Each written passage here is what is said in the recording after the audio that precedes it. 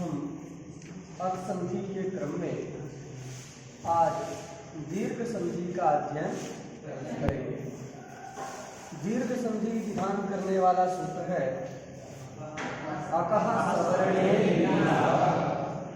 इस दीर्घ संधि विधायक अकः सवर्णे दीर्घ सूत्र में 3 पद हैं। अकः सवर्णे अकः यह पंचमी के एक वचन का रूप है। सवर्णे सप्तमी के एक वचन का रूप है और दीर्घ प्रथमा के एक वचन का रूप है। तो हम जानते हैं सामान्यतया कि विधि शास्त्र में जो प्रथमांत पद से बोध्य होता है वही आदेश होता है। यह विधि सूत्र है, इसमें प्रथमांतत्वेन निर्दिष्ट पद है दीर्घः। इससे स्पष्ट हो जाता है कि यह सूत्र क्या करता है, दीर्घ का विधान करता है। और देखिए इस सूत्र में इको यणचि सूत्र के द्वारा अची की अनुवृत्ति आती है। किसकी अनुवृत्ति आती है? अची की अनुवृत्ति कहाँ से आती है? इको यणचि इस सूत्र के द्वारा अची की अनुवृत्ति आएगी। एकः पूर्व पर्यायों का अधिकार आ रहा है।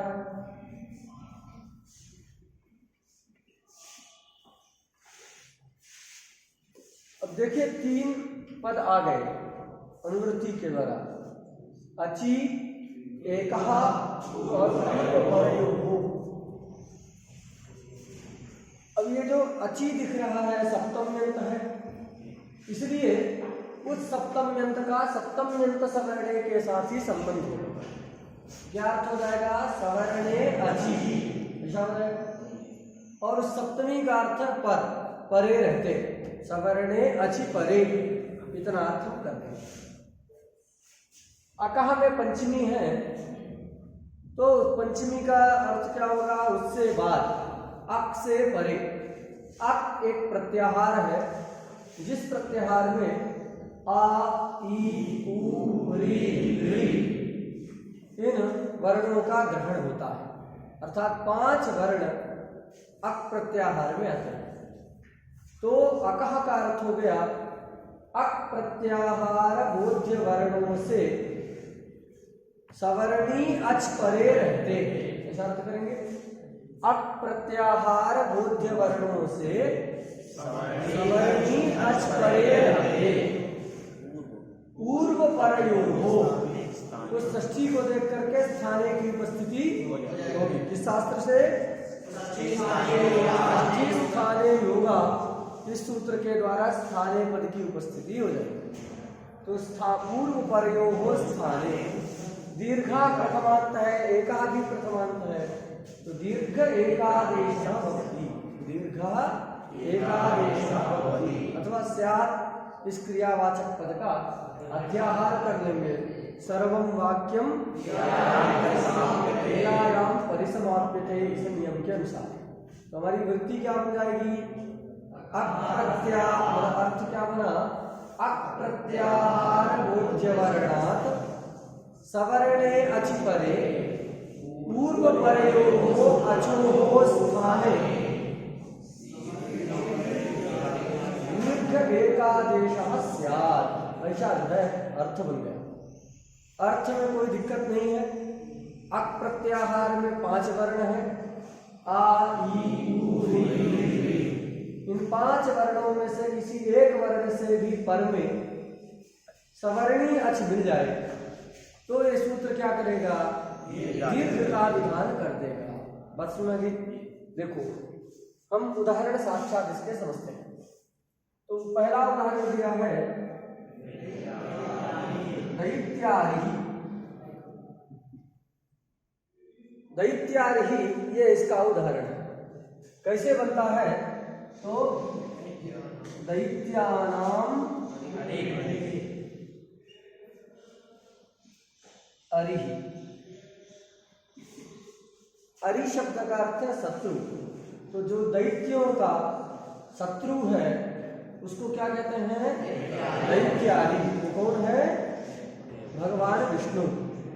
वही सारे दैत्यों को मारते रहते हैं। मारते हैं कि नहीं? कभी कुंभकर्ण को मारते हैं, कभी रावण को मारते हैं, कभी कंस को मारते हैं। तो इस प्रकार दैत्यों, कभी मूर को मार के मुरारी हो जाते हैं, कभी खर को मार के खरारी हो जाते हैं। इसी प्रकार जो है दैत्यादि, दैत्यानाम हरि। हरि मतलब शत्रु। भगवान शंकर तो वरदान ही देते हैं, जाओ जिसके हाथ रख दोगे भस्म हो जाएगा। ये जरूर जो बाद में उन्हीं के ऊपर रखने लगा कि वो आप ही तो जो आशुतोष है वो तो वरदान देते हैं, लेकिन भगवान जो है जो दुष्ट होते हैं उसका क्या करते हैं? संहार करते हैं ना। संहार करके भी वो उनका कल्याण ही करते हैं। संहार करके भी क्या करते हैं? इधर घूमता रहता है, भगवान के हाथ जो मरता है जो मोक्ष चला जाता है, तो उसका कल्याण ही हुआ ना। देखने से तो लगता है कि भगवान पक्षपात कर रहे हैं, कहते हैं कि मैं समदर्शी हूँ, मेरे लिए सब बराबर है। ऐसे भगवान बहुत सारे जगह कहते हैं कि मैं समदर्शी हूँ, जगत पिता हूँ, सारा जगत मेरा संतान है। तो जब सारी जगत संतान है तो सारे के अंतर तो राक्षस भी आ गए, तो फिर उनको मारते हैं, देवताओं को बचाते हैं बार बार, तो पक्षपाती समझ में आते हैं। लेकिन वस्तुतः पक्षपात भगवान नहीं करते हैं। उन दुष्टों को, दैत्यों को भी मार के कहाँ पहुंचा देते हैं? मोक्ष प्रदान कर देते हैं। जो ताटका जो है खाने के लिए आती है भगवान को, तो तुलसीदास जी लिखते हैं, एक ही बाण प्राण हर लीन्हा। एक ही बाण चलाया हो, उसी से उसका जो है सर्वनाश कर दिया। एक ही बाण प्राण हर लीन्हा, दीन जानते ही निज पद दीन्हा। उसको अपना पद प्रदान कर दिया, किया कि नहीं? उसको साकेत लोग भेज दिया। भगवान कृष्ण पूतना को मारते हैं तो उसको जो है गोलोक भेजते हैं। माता जी को तो बाद में भेजेंगे वहीं गोलोक, लेकिन पूतना को पहले भेजते हैं। लेभे गतिम धात्र्युचिताम ततोन्यम कंबा दयालु शरणम व्रजे। ऐसे दयालु कौन होगा जो मारने आए उसको भी कहाँ भेज देते हैं? उसको जो है अपने धाम पहुंचा देते हैं, है ना। अब हमको एक पंक्ति याद आ गई, कहो तो सुन लो। एक भक्त कहता है कि भगवान का दरबार ऐसे है कि भगवान प्रसन्न हो जाए तो भी अच्छा और नाराज हो जाए तो भी अच्छा। दोनों प्रकार से लाभ ही लाभ है, नुकसान नहीं। अंधाधुंध दरबार ये अंधाधुंध दरबार है। अंधाधुंध दरबार यह यही ते रहो निशंक, खीजे देते परम पद, रीझे देते लंक। नाराज हो जाते हैं, खींचना मतलब नाराज हो जाना। तो रावण से नाराज हो गए तो उसको कहाँ पहुंचा दिए? उसको जो है साकेत धाम पहुंचा दिए। और इस पर रीझ गए, प्रसन्न हो गए लंकेश क्या नाम विभीषण पर, उसको लंका का राजा बना दिया।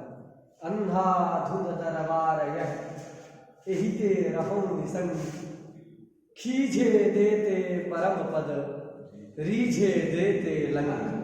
तो भगवान क्या हो, प्रसन्न हो जाए तो भी अच्छा, नाराज हो जाए तो भी अच्छा। इसलिए लेकिन कुछ संबंध भगवान से बना करके रखना चाहिए, बिना संबंध के जो नहीं रहना चाहिए। ऐसा जो है शास्त्र सब कहते हैं।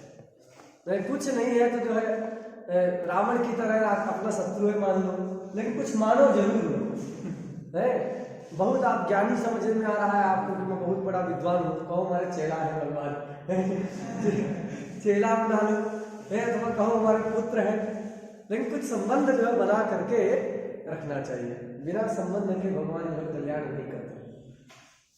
चलिए, तो दैत्यानाम अरि, दैत्यों के अरि हैं, शत्रु हैं कौन? भगवान विष्णु। तो यहाँ दैत्य आम अलम की विग्रह क्या करेंगे? दैत्य आम अरि सु, ऐसा किए। षष्ठी सूत्र के द्वारा षष्ठी तत्पुरुष समास होगा। क्या सूत्र है षष्ठी करने वाला?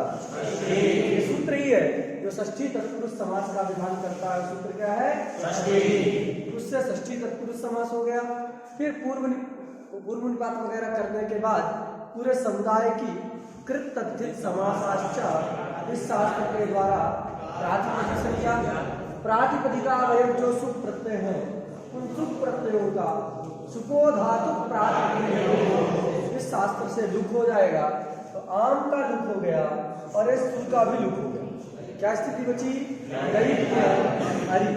अब दैत्य अरि यहाँ पर समास हुआ है कि नहीं हुआ है? तो एक समस्त पद हो गया और समस्त पद में संहिता कार्य करना क्या है? अनिवार्य है। नित्या समासे, क्या कहना? नित्या समासे। तो समास में संहिता कार्य ही किए हैं, अतः यहाँ हमको संधि करना होगा। तो देखो दैत्य अरि ये स्थिति है, किस सूत्र की प्राप्ति है? क्या सूत्र की प्राप्ति है अभी? सबसे पहले आद गुण से गुण की प्राप्ति है। क्यों?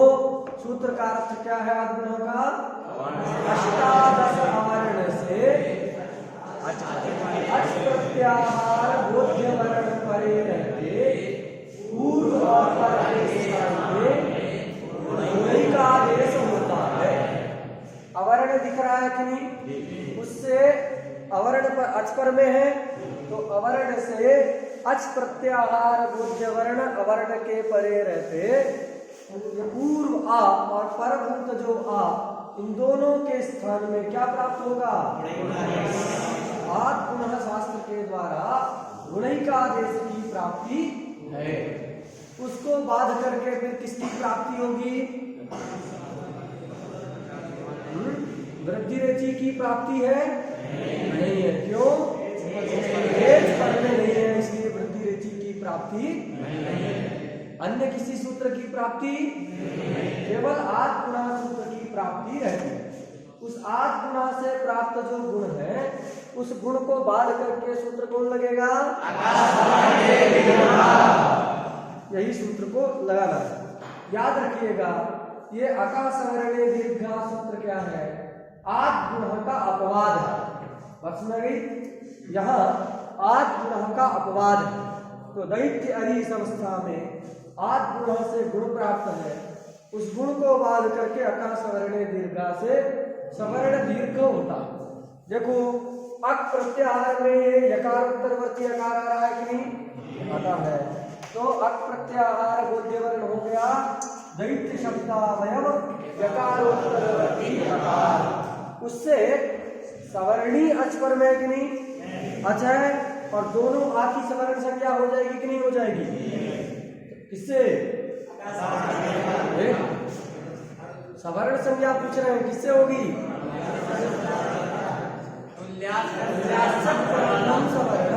किससे होगी? तो तुल्यास्य प्रथम, क्योंकि इसका भी उच्चारण सन कंठ, इसका भी कंठ, तो जो है तुल्यास्य प्रथम सवर्णम इस शास्त्र के द्वारा दोनों की सवर्ण संज्ञा है कि नहीं? तो ये जो है सवर्णी भी है इसका और अच भी है। सवर्णी अच पर में मिल गया तो पूर्व और पर के स्थान में क्या हो गया? दीर्घ एकादेश हो गया। तो देखो उन दोनों के स्थान में दीर्घ जो है उसी तरह आदेश कर दिए। दोनों का कंठ स्थान है तो कंठ वाला ही हमने दीर्घ किया। दीर्घ बहुत सारे हैं, वो ये ई भी दीर्घ है, उकार भी दीर्घ है, री भी दीर्घ है, ए ओ आई औ ये सब दीर्घ है। लेकिन नहीं होगा, कौन होगा? सवर्ण दीर्घ होता है। सवर्णी ही कोई दीर्घ वाला आएगा। तो कौन आ गया? स्थान आदि को देख के दीर्घ आकार आ गया।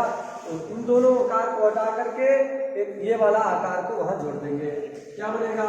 दैत्य आ री मिला दिए, दैत्यारी। फिर सु आएगा, प्राकृतिक संज्ञा तो वही है देश विकल्प के अनुसार, और सु आया उसको विसर्ग होकर के दैत्यारी ये प्रयोग बन गया। किसी को दिक्कत? फिर देखो दूसरा प्रयोग,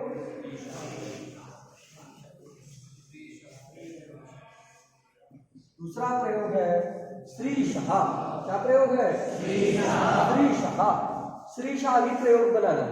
ये भी श्रीशः पद कैसे है? समस्त पद। तो कैसे समास करेंगे?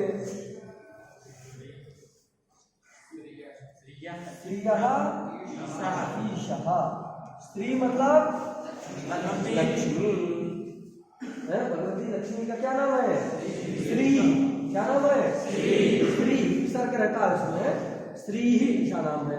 तो स्त्री, उसके षष्ठी का रूप है स्त्रियः, तो स्त्रियः ईशः। इस प्रकार का यहाँ भी कौन समास हो गया? षष्ठी तत्पुरुष समास हो गया। अलौकिक विग्रह क्या होगा? स्त्री गस ईश सु, ईश सु, इस प्रकार का रहेगा। तो स्त्रियः ईशः इस प्रकार का विग्रह करके यहाँ पर षष्ठी सूत्र के द्वारा ही षष्ठी तत्पुरुष समास हो गया। समास होने के बाद समुदाय की प्रातिपदिक संज्ञा तथा वह सुख प्रत्ययों का लुक हो जाएगा। तो क्या स्थिति बची? स्त्री ईश। अब स्त्री ईश इस अवस्था में किसकी प्राप्ति है? इसका लोप हो गया। किसकी प्राप्ति है? क्यों? इक प्रत्याहार बोध्य वर्ण हो गया, शकारोत्तरवर्ती रेफोत्तरवर्ती ईकार। रेफ भी है ना, सकारोत्तरवर्ती रेफोत्तरवर्ती ईकार। उस इक प्रत्याहार बोध्य वर्ण ईकार से अव्यवहित पर में अच प्रत्याहार बोध्य वर्ण है कि नहीं? इसका ईकार। तो उस अच प्रत्याहार बोध्य वर्ण इस घटक ईकार रूपी अच से अव्यवहित पूर्व में विद्यमान जो इक प्रत्याहार बोध्य वर्ण है, कौन? स्त्री का ई। उस ई के स्थान में क्या प्राप्त है? इको सूत्र के द्वारा यणादेश की प्राप्ति है। उसको बाध करके और किसी सूत्र की प्राप्ति है और किसी की नहीं है। तो उस इको एनर्जी से जो यणादेश प्राप्त है, उस यणादेश को रोकने के लिए कौन सूत्र आ रहा है? यहाँ देखो, अक प्रत्याहार में इकार आता है कि नहीं? आता है। अक हो गया श्री का इकार, श्री घटक इकार। उस श्री घटक इकार से अव्यवहित पर में अच है कि नहीं है? इसका इकार रूपी अच है और सवर्णी भी है। तो इसलिए पूर्व और पर के स्थान में क्या हो गया? एक सवर्ण दीर्घ हो गया, तो ई हो गया। इन दोनों को हटा करके नया जो है ई आएगा। बचना तो मिला देंगे तो क्या बनेगा? श्रीश। श्रीश, फिर सूर तीसर होके श्रीशः। कहा? विष्णु। श्रीशः कहा? विष्णु भगवान का नाम है श्रीशः। और अतिरिक्त इसके बाद कौन उदाहरण दिया है? विष्णुदयः। विष्णुदयः,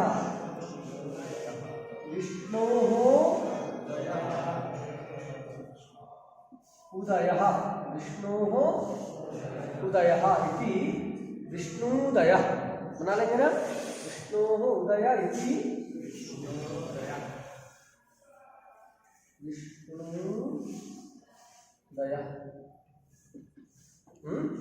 विष्णोः उदयः इति विष्णुदयः। तो यहाँ पर भी षष्ठी तत्पुरुष समास है। विष्णु गस उदय सु। समझ आ गया? और पूरे समुदाय की षष्ठी सूत्र के द्वारा पहले समास संज्ञा हो गई, समास हो गया, फिर प्रातिपदिक संज्ञा तथा वह सुख प्रत्ययों का लुक हो गया। क्या स्थिति बचेगी? विष्णुदय। क्या बचेगी? विष्णुदय। समास है तो संहिता का नृत्य करना है। यहाँ देखो, पहले किसकी प्राप्ति है? इको एनर्जी से यणादेश की प्राप्ति है। उसको बाध करके आकाश सवर्ण दीर्घा से दीर्घ हो जाएगा। दीर्घ हो गया तो इन दोनों उकार के स्थान में दीर्घ क्या हो गया? बस में गई ऊ हो गया। तो क्या बन जाएगा? विष्णुदय। भगवान विष्णु का उदय। अथवा विष्णु का मतलब जो है सूर्य भी होता है, तो जो है सूर्य का उदय ऐसा भी करते हैं। सूर्य को भी कहता है ना, विष्णु के रूप ही है। सूर्य भी भगवान से अलग थोड़ी है। इसलिए नारायण, सूर्य नारायण, भगवान सूर्य को कहते हैं सूर्य नारायण। चलो, तो विष्णुदय ऐसा। फिर है होत्री का मतलब होतु ऋकारः।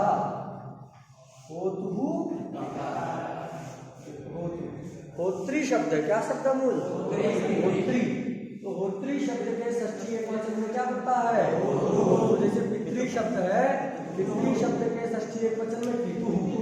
मातृ शब्द से मातृ, मातृ शब्द से धातु, धातु अंश हम पढ़े थे ना, उसी प्रकार के होतु ऋकार। ये होत्री शब्द है, इसका रूप चलता है होता होता। यज्ञ जब करते हैं जी तो ऋग्वेद का जो आचार्य होता है उसको होता कहते हैं। यज्ञ में ऋग्वेद का जो आचार्य होता है उसको क्या कहते हैं? होता। और यजुर्वेद वाले को अध्वरी, सामवेद वाले को व्याता, और अथर्ववेद का जो आचार्य होता है उसको मां। तो इस प्रकार जो चारों वेद के अपने अपने एक ऋत्विक होते हैं। तो ये होता के द्वारा ऋकार का उच्चारण किया गया होगा, होतु ऋकार। अब षष्ठी समास करेंगे, अलौकिक विग्रह क्या होगा? होत्री रस और ऋकार सु, नहीं रहेगा। षष्ठी सूत्र के द्वारा षष्ठी तत्पुरुष समास हो गया। समास के बाद प्रातिपदिक संज्ञा, विभक्ति का लुक हो गया, तो क्या बचेगा? होत्री ऋकार। देखो समास की प्रक्रिया हम बहुत सब छोड़ देते हैं, उसको बाद में बताएंगे। ये मत सोच लेना कि समास केवल इतना ही, उसमें पहले उपसर्जन संज्ञा होती है, पूर्व निपात होता है, इसके बाद प्रातिपदिक संज्ञा होती है, तो सब क्रम है। तो उसमें भी बहुत वो मत देना कि भैया ये छोड़ दिए, ये कर दिए, तो सब हम लोग को पता है नहीं। हाँ नहीं, बाद में पता चलेगा। अगले बार कोई पढ़ाए तो भैया उल्टा पुल्टा पढ़ा दिए थे, तो बाद में कहोगे ना, तो ऐसा नहीं। आगे हम समास पढ़ेंगे, अगले बार आपको जो समास लगा है तो नेक्स्ट सत्र में। चलो, तो क्या हुआ? होत्री कार्य स्थिति बची। समास का विषय जोर नहीं है, जोर हमारा संधि में, संधि पर। फिर भी समास होगा, प्रातिपदिक संज्ञा होगी, विभक्ति का लुक हो जाएगा, क्या बचेगा? होत्री ऋकार। क्या बचेगा? होत्री ऋकार। अब किसकी प्राप्ति है? जिसको एनर्जी से इसकी प्राप्ति है, और उसको बाध करके कौन सूत्र लगेगा? आकाश सवर्णे दीर्घ। अक में ऋकार आता है कि नहीं? उससे सवर्णी स्वर में मिल गया कौन? ऋकार। ऋकार घटक री, तो पूर्व और पर के स्थान में क्या हो गया? री हो गया, दीर्घ ऋकार हो गया। क्या हो गया? दीर्घ वाला री हो गया। बस में गई, तो क्या बनेगा? यहाँ पर ही लगा दे ऐसे, होत्री होत्रीकार। होत्रीकार सूर्य उपसर्ग हो गए, होत्रीकार। अब देखो जितने उदाहरण दिए हैं, ऐसा लगता है कि दोनों बराबर वाले रहेंगे तो होगा। ये ह्रस्व है, यहाँ भी ह्रस्व है। श्री भी दीर्घ है, इसका इकार भी दीर्घ है। विष्णु का उ ह्रस्व है, उदय का भी ह्रस्व है। री यहाँ होत्री का री ह्रस्व है, इकार का री भी ह्रस्व है। तो ये मत समझ लेना कि ह्रस्व से ह्रस्व पर में रहेगा तभी होगा, दीर्घ से दीर्घ पर में रहेगा तभी होगा, इसी बात नहीं। ह्रस्व से दीर्घ पर में भी रहेगा तो भी, प्लुत पर में रहेगा तो भी। हम ऊ का आलो ह्रस्व दीर्घ प्लुता पढ़े थे ना, ऊ का आलो ह्रस्व दीर्घ प्लुता। ऊ का आलो ह्रस्व दीर्घ प्लुता में जो ऊ काला शब्द बना है, इस ऊ में 3 उकार का प्रवेश है कि नहीं है? एक ह्रस्व है, दूसरा वाला दीर्घ है, हमारा प्लुत है, तो सवर्ण दीर्घ हुआ कि नहीं? तो यहाँ उदाहरणों को देख के भ्रम में मत पड़िएगा कि ह्रस्व से ह्रस्व पर में रहेगा तभी होगा, दीर्घ से दीर्घ पर में रहेगा तभी होगा, ऐसा नहीं। ह्रस्व से दीर्घ पर में रहेगा तो भी हो जाएगा, दीर्घ से ह्रस्व अथवा प्लुत पर में रहेगा तो भी हो जाएगा। बात सुना गई? बस सवर्णी अच पर में, जहाँ सवर्णी अच नहीं है वहां पर क्या होगा? इस सूत्र की प्रवृत्ति नहीं होगी। देखो शुद्धि उपास्या में शुद्धि उपास्य, तो ईकार से उपास्य का ऊपर में है, वह अच तो है, क्या नहीं है? सवर्णी नहीं है, इसलिए इस सूत्र की प्रवृत्ति नहीं है। उसको सवर्णी भी होना चाहिए और अच भी होना चाहिए। कुछ लोग हलों की भी इनके साथ सवर्ण संज्ञा हो जाती है, अचों के साथ, ऐसा एक पक्ष है। तो उस पक्ष में कुमारी सेते एक प्रयोग होता है। कुमारी सेते, कुमारी सेते, कुमारी सेते में क्या हो कि यहाँ पर सवर्ण दीर्घ ना हो, इसके लिए सूत्र में अची रखा है। सवर्णी भी पर में होना चाहिए और अच भी वो कहलाए। तो एक पक्ष है कि ये ईकार और सकार दोनों का उच्चारण स्थान क्या है? तालु। समान है कि नहीं है? तालु है। तथा प्रयत्न भी जो लोग 4 प्रयत्न मानते हैं, एक पक्ष है सिद्धांत कौमुदी में भट्टोजी दीक्षित जी 4 ही आभ्यंतर यत्न मानते हैं और पाणिनि जी को भी 4 ही मानते हैं। भाष्यकार ने एक 5वां मान करके नाथजलौ सूत्र का प्रत्याख्यान कर दिया। एक नाथजलौ नाम का सूत्र है, तो नाथजलौ सूत्र कहता अच हल्की सवर्ण संज्ञा नहीं होती। तो उस भाष्यकार ने एक 5वां आभ्यंतर यत्न माना है ईसत विवृत। ईसत विवृत भाष्यकार ने स्वीकार करके नाथजलौ सूत्र का प्रत्याख्यान कर दिया। तो जो कोई किसको नहीं मानते? ईसत विवृत को नहीं मानते तो 4 ही होगा। तो इन जो सल में जो आते हैं उनका भी ऊष्म जो वर्ण है वो ऊष्म वर्णों का भी विवृत। वहां सिद्धांत कौमुदी में लिखा विवृतम स्वराणाम ऊष्मणाम च। क्या लिखा है? विवृतम स्वराणाम ऊष्मणाम च। तो स्वरों का और ऊष्म संज्ञकों का प्रयत्न क्या है? विवृत है ना, विवृत है और उनका स्थान भी एक है, अतः दोनों की सवर्ण संज्ञा होती है। अगर अची नहीं कहेंगे तो अर्थ होगा क्या? सवर्णी परे रहते। ई का सवर्णी सकार भी है कि नहीं है? वो 4 पक्ष में जब 4 ही अभ्यंतर पक्ष हैं, अभ्यंतर यत्न है, उस पक्ष में ये सवर्णी हो गया। उसके परे रहते भी सवर्ण दीर्घ न हो, इसलिए क्या रखा? अची रखा। समझा गया? अची का भी सार्थक्य है, सवर्णी का भी सार्थक्य है। सवर्णी क्यों है? शुद्धि उपास्य में ना हो, वहां अच तो है लेकिन सवर्णी अच नहीं है। यहाँ कुमारी सेते में सवर्णी तो पर में है लेकिन वो अच नहीं है, इसलिए यहाँ पर भी नहीं है। बात सुना गई? ये अची किम कुमारी सेते एक बहुत लंबा और गंभीर विषय। जब हम लोग पढ़ते थे तो 20 नंबर का प्रश्न जो इसमें आता है, एक ही प्रश्न आता रहा, ये अची किम, पूरा सूत्र नहीं, आकाश सवर्ण दीर्घा सूत्र अची किम, अची क्यों रखा गया, इसके प्रयोजन को बताने के लिए 20 नंबर का प्रश्न आता रहा। सबसे बड़ा प्रश्न आता था 20 नंबर का संस्थानों में जब हम लोग पढ़ते थे। तो ये बहुत एक गंभीर विषय है, उसकी चर्चा जो है बड़े ग्रंथ में आप लोग पढ़िएगा। लेकिन फिर भी सामान्य रूप से हमने बता दिया कि जब 4 मानते हैं, मतलब ईसत विवृत को नहीं मानते हैं, ऊष्म वालों का भी कौन सा ये हो जाता है? विवृत ही हो जाता है। विवृतम स्वराणाम ऊष्मणाम च। तो ऊष्म संज्ञा का रसा उसका भी विवृत है, ईकार का भी विवृत है, स्वर है, तो दोनों का विवृत प्रयत्न हुआ, दोनों का स्थान भी तालु है, तो दोनों की सवर्ण संज्ञा हो जाती है। ऐसा एक पक्ष। सवर्ण संज्ञा रहेगी तो अगर अच नहीं कहेंगे तो सवर्णी पर में रहते हैं क्या होने लगेगा? दीर्घ होने लगेगा, वह ना हो, इसलिए अची भी रखने की जरूरत है। बचना भी तो दोनों अची भी जरूरत है और सवर्णी भी जरूरत है। तो अक्ष से जब सवर्णी अच पर में रहेगा तभी इस सूत्र की प्रवृत्ति होगी। अक्ष से अतिरिक्त कोई रहेगा तो प्रवृत्ति नहीं होगी। बात समझ गई? सूत्र समझ आ गया? चलो, तो ये सूत्र हम इतना ही पढ़ते हैं, इसके आगे वाला सूत्र देखते हैं।